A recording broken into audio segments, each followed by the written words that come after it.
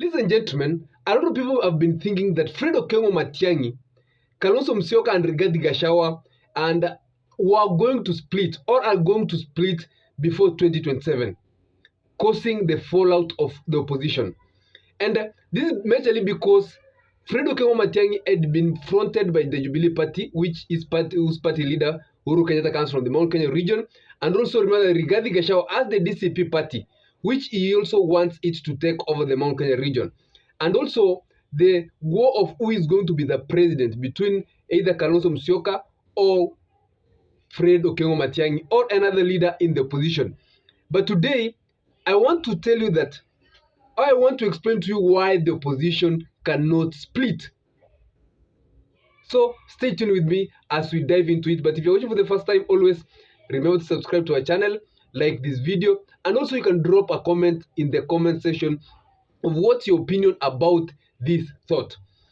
Ladies and gentlemen, if you listen to what Kalonzo and Matiangi said after leaving the hospital yesterday, they was accompanied with they were in the company of Kalonzo Musyoka and other leaders, including Eugene Wamalwa, when they went to visit those who had been injured during the protest on 25th.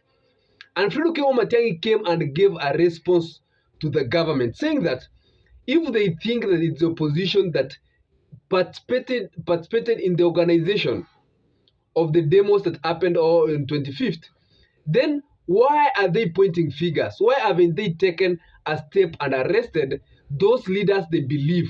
Because they are government, they shouldn't be pointing fingers, but rather taking action. And I can tell you that statement has really been at the talk of the day, and a lot of people have been talking about it, of how Kalonzo and Matiangi can give straight responses to the government. And this is a backup to Rigathi Gachagua and Kalonzo Musyoka, what they have been doing.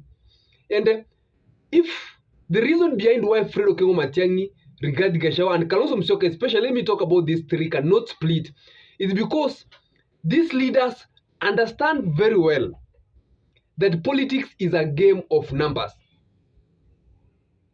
When Kalonzo Matiangi came to Kisii, his homecoming, he told the people of Kisii to give him, to allow him to go and seek friends, because he understands that the Kisii vote alone cannot make him president. In any case, he's going to be given the flag bearer. He needs friends from other communities, and that's why he reached out to Kalonzo and Rigathi Gachagua and other leaders, including Martha Karua and the entire opposition team. So these leaders understand that politics is a game of numbers. Should they dare split the opposition vote, they will lose all their chances that the election will go to a runoff. And they can even give a chance to rigging of the election, because rigging especially is promoted when the competition is a bit stiff or tight. So these leaders will sacrifice anything within their powers. And Kalonzo and Matiangi has said this, Rigathi Gachagua has said this. Actually, Rigathi Gachagua has even come out to say that it doesn't have to be him running for president. It doesn't have to be him going for the running mate position, as long as President Ruto is a one-term president, because that's what he has always been saying in his rallies. So, number one, they understand that the politics is a game of numbers. Number two reason is that rigging, they will try to ensure that the gap is so wide that there is no chance to rig. Because if the opposition remains intact, and I've always been talking about this, and if you've been doubting my analysis, you can prove it with what you saw on 25th. It's very true. If you can really open to your mind, it's very true that a lot of people came out to demonstrate without a leader. You never saw leaders accompanying the protesters into streets like it's been before. So if youths can come out and demonstrate like that just through online mobilization, it really shows what will happen in 2027. And I can tell you that if the opposition will remain intact, I've always been talking about this. If the opposition will remain intact, there is no chance that they can even somebody can come closer to them in terms of numbers, because numbers are in their favor. And I've always been talking here about the Mount Kenya vote, which is now solid. You put together the Kamba vote, you put together the Luya vote, you put together the Kisii vote. That vote is too huge to beat in an election. Actually, that vote in an election can go up to 70% against a percentage of another candidate. So it's impossible to beat them. But should there be a split, which means probably a good split of 35% of the 7 they could have garnered, then they are giving a chance to a weaker also candidate to also strategize and compete effectively in that competition. That's why Fredo Okengo Matiangi, Rigathi Gachagua, and Kalonzo Musyoka understand very well the importance of the unity. In that conjunction, Fredo Okengo Matiangi has invited Kalonzo Musyoka, Rigathi Gachagua to Kisii. They will be having that rally in Kisii from Monday, and I think today Okengo Matiangi is in Kisii to just mobilize the ground, inform them about that rally, and then later they will be proceeding to Western.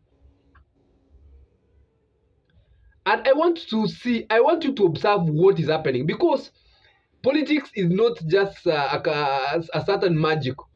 You can see or you can observe the crowd. You can see how the people are talking, and you can just even feel from the interactions you are finding from friends. And if these people are going to work with this together like this, they ensure that Western is intact. They ensure that Kisii is intact. They ensure that the Ukambani region is intact. Then they ensure that the larger Mount Kenya region, that's the Gema community, including Embu and Meru, are intact. Hakuna venye wanaweza shindwa hizo kura.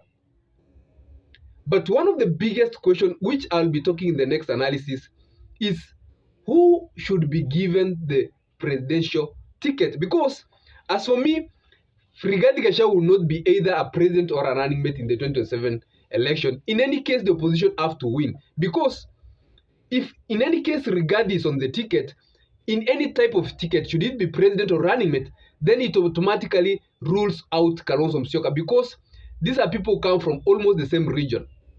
The other day, the Gema community was saying that Kambas are not being incorporated to the larger Mount Kenya region. They rather come from the same region. It's like the Kisii and the Luo. It doesn't sound well that maybe Kisii is a president and then Luo running mate. These are people come from the same region. So if Rigathi Gachagua is on the ticket, regardless of which either president or running mate, then it means Kalonzo won't be on that ticket, which is not a good thing in terms of strategy. And that's why I narrowed down it to Fredo Okengo Matiangi and Kalonzo Musyoka. Among these two leaders, drop it in the comment section. Who do you think is fit? Who do you think can mobilize the crowd?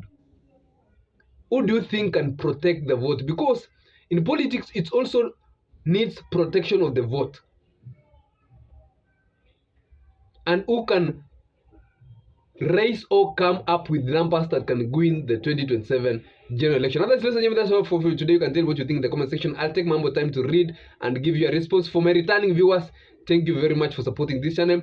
For those who are watching this channel for the first time, hit the subscribe button, like this video, and I really appreciate your support. It's because of you that this channel is here where it is. Stay safe and tune for the next video.